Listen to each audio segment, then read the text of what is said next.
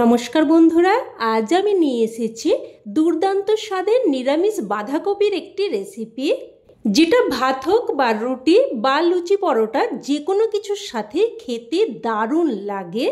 নিরামিষ বাঁধাকপি তো অনেকবারই রান্না করে খেয়েছেন, একবার এই পদ্ধতিতে ঠিক এই মশলায় বানিয়ে দেখুন।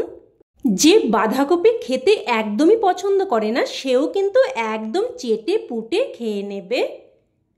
তো রান্নাটা তৈরি করার জন্য প্রথমেই আমি এখানে একটা ছোট্ট সাইজের বাঁধাকপি নিয়েছি। তবে বাঁধাকপিটা কিন্তু ফাঁপা না, একদম নিরেট, ওজনে প্রায় 600 গ্রাম মতো হবে। আর শীতের শুরুতেই বাজারে কিন্তু একদম কচি টাটকা টাটকা বাঁধাকপি পাওয়া যাচ্ছে, তাই এই সময় কিন্তু এই রেসিপি একদমই মিস করবেন না। তো এবার বাঁধাকপিটাকে আমি কেটে নিচ্ছি। দেখুন ঠিক এইরকমভাবে বাঁধাকপিটা কেটে নিচ্ছি, আর এই যে মাঝে শক্ত ডাঁটার মতো অংশটা ফেলে দিচ্ছি। তো একই রকমভাবে সমস্ত বাঁধাকপিটাই কেটে নেব। একই রকমভাবে সমস্ত বাঁধাকপিটাই কেটে নিয়েছি। এবার এগুলোকে ভালোভাবে ধুয়ে নেব, আর ধুয়ে নিয়ে একটা ঝুড়ির মধ্যে রেখে দেব যাতে করে জলটা ঝরে যায়। এবার গ্যাস অন করে কড়াই বসিয়ে এখানে দিয়ে দিলাম প্রায় 2 চামচ মতো সর্ষের তেল। তেল হালকা গরম হয়ে আসলে ফোড়নে দিয়ে দিলাম 1/2 চামচ গোটা জিরে, আর একটা শুকনো লঙ্কাকে 2 টুকরো করে দিয়ে দিলাম। এবার ফোড়নটাকে নাড়াচাড়া করে কয়েক সেকেন্ড ভেজে নেব। তো ফোড়নটা ভেজে নিয়ে এখানে দিয়ে দিচ্ছি আলু। এখানে একটা বেশ বড় সাইজের আলুকে এইরকম দেখুন আমি মিডিয়াম সাইজ মতো করে চৌকো চৌকো করে কেটে নিয়েছি। আলুগুলোকে একটু নাড়াচাড়া করে মিশিয়ে নিয়ে এবার একটা ঢাকনা দিয়ে মিডিয়াম ফ্লেমে আলুগুলোকে প্রায় 2-3 মিনিট মতো ভেজে নেব। এবার এদিকে নিয়েছি আমি প্রায় 1 ইঞ্চি মতো আদা। আদাটাকে দেখুন গ্রেট করে নিচ্ছি।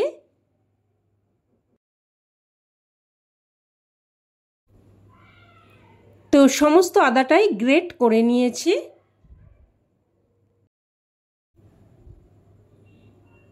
এবার চেপে চেপে আদার রসটাকে আমি বের করে নেব। দেখুন একদম ভালোভাবে চেপে আদার রসটা বের করে নিয়েছি।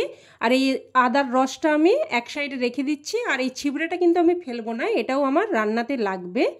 তো এদিকে প্রায় 3-4 মিনিট মতো ঢাকনা দিয়ে দিয়ে আলুগুলোকে ভেজে নিয়েছি। দেখুন আলুর মধ্যে একটা সুন্দর কোটিং পড়ে গেছে।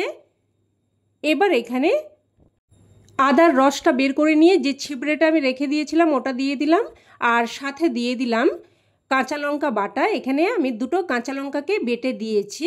এবার আদা আর কাঁচা লঙ্কাটাকে একটু নাড়াচাড়া করে ভেজে নিয়ে এবার এখানে দিয়ে দিলাম 1/2 চামচ মতো হলুদ গুঁড়ো, 1/2 চামচের থেকে একটু কম কাশ্মীরি লঙ্কার গুঁড়ো।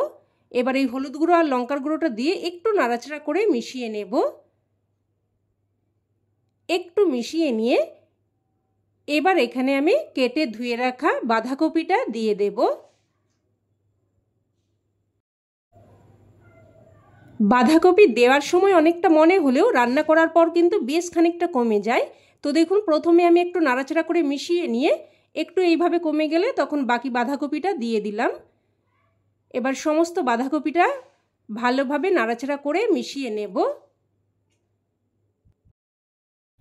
ভালোভাবে মিশিয়ে নিয়ে এবার মিডিয়াম ফ্লেমে একটা ঢাকনা দিয়ে দিয়ে প্রায় 3-4 মিনিট মতো রান্না করে নেব। মোটামুটি বাঁধাকপিটাকেও একটু ভাজা ভাজা করে নেব।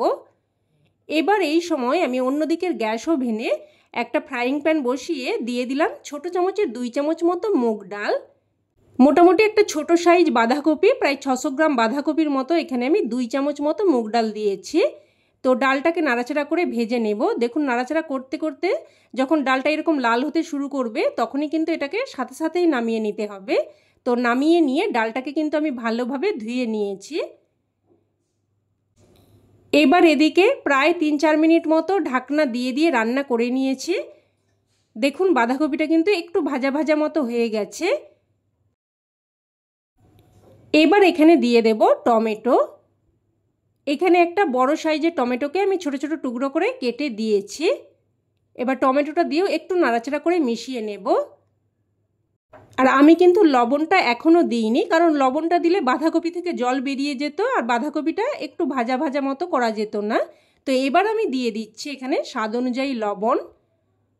আর তরকারির সমস্ত লবণটা আমি এই পর্যায়ে দিয়ে দিয়েছি। তো তো লবণটা দিয়ে মিশিয়ে নিয়ে এবার এখানে ভেজে রাখা মুগ ডাল দিয়ে দিচ্ছি। এবার সব কিছু নাড়াচাড়া করে ভালোভাবে মিশিয়ে নেব।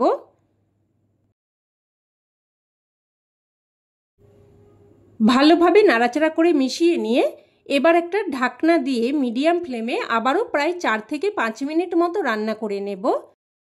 প্রায় 4-5 মিনিট মতো রান্না করে নিয়ে ঢাকনা তুলে নিলাম। আবারও নাড়াচাড়া করে একটু মিশিয়ে নেব। মিশিয়ে নিয়ে এবার এখানে দিয়ে দিচ্ছি হাফ বাটি মতো গরম জল। খুব বেশি জল দেওয়ার প্রয়োজন নেই, মোটামুটি হাফ বাটি মতো গরম জল দিলেই চলবে। এবার সব কিছু নাড়াচাড়া করে আবারও ভালোভাবে মিশিয়ে নেব। এবার একটা ঢাকনা দিয়ে আবারও প্রায় 4 থেকে 5 মিনিট মতো রান্না করে নেব, যাতে করে বাঁধাকপি আর আলু একদম ভালো মতো সেদ্ধ হয়ে যায়। এবার এই সময় আমি এখানে একটা মশলা তৈরি করে নেব।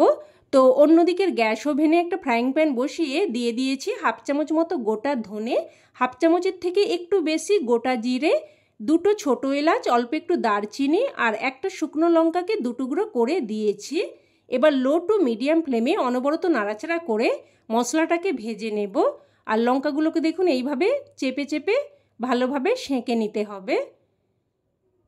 তো দেখুন লঙ্কার মধ্যে লাল রং ধরতে শুরু করেছে।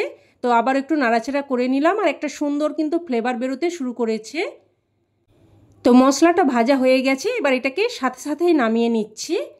নামিয়ে নিয়ে এবার এটাকে আমি গুঁড়ো করে নেব। তো দেখুন গুঁড়ো করে নিয়েছি। এবার এদিকে প্রায় কিন্তু 4 থেকে 5 মিনিট মতো ঢাকনা দিয়ে রান্না করে নিয়েছি। আর দেখুন আলু কিন্তু একদম ভালো মতো সেদ্ধ হয়ে গেছে। আর বাঁধাকপিটাও দেখুন দেখিয়ে দিচ্ছি, একদম কিন্তু সুন্দরভাবে সেদ্ধ হয়ে গেছে। আর বাঁধাকপির ঘন্ট রান্নার ক্ষেত্রে বাঁধাকপিটা কিন্তু খুব ভালোভাবে সেদ্ধ হওয়াটা খুবই জরুরি। তবে খেয়াল রাখবেন একেবারে যেন ঘেঁটে না যায়।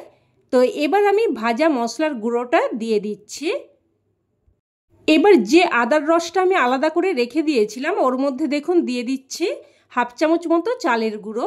এবার চালের গুঁড়োটা দিয়ে ভালোভাবে আদার রসের সাথে মিশিয়ে নিলাম। এবার এটা আমি দিয়ে দিচ্ছি। আর চালের গুঁড়োটা দিলে কিন্তু তরকারিটা বেশ মাখো মাখো হবে। আর বাটিটা ধুয়ে অল্প একটু জলও দিয়ে দিয়েছি। এবার সব কিছু নাড়াচাড়া করে বেশ ভালোভাবে মিশিয়ে নেব। বাঁধাকপির ঘন্ট হয়তো সকলেই রান্না করে খেয়েছেন, তবে এইভাবে অল্প একটু মুগ ডাল, ভাজা মশলা আর শেষে আদার রস দিয়ে রান্নাটা করে দেখবেন। দারুণ একটা ফ্লেভার আসে আর এতটা স্বাদ হয় যে একবার বানালে কিন্তু বারবার এভাবেই বানাতে ইচ্ছে করবে। তো দেখুন আমি ঢাকনা দিয়ে প্রায় কিন্তু 2 থেকে 3 মিনিট মতো রান্না করে নিয়েছি। তো 2-3 মিনিট মতো রান্না করে নিয়ে এবার এখানে আমি দিয়ে দিলাম হাফ চামচ মতো চিনি। অল্প একটু মিষ্টি অবশ্যই দিয়ে দিতে হবে, তাতে করে স্বাদটা সুন্দরভাবে ব্যালেন্স হবে, খেতেও কিন্তু ভীষণই ভালো লাগবে। তো চিনিটা দিয়ে মিশিয়ে নিয়ে এবার সবশেষে এখানে দিয়ে দিচ্ছি হাফ চামচ মতো ঘি। এবার ঘিটা দিয়ে ভালোভাবে মিশিয়ে নেব। ভালোভাবে মিশিয়ে নিয়ে এবার গ্যাসের ফ্লেম বন্ধ করে একটা ঢাকনা দিয়ে 2 মিনিট স্ট্যান্ডিং টাইমে রেখে দিচ্ছি।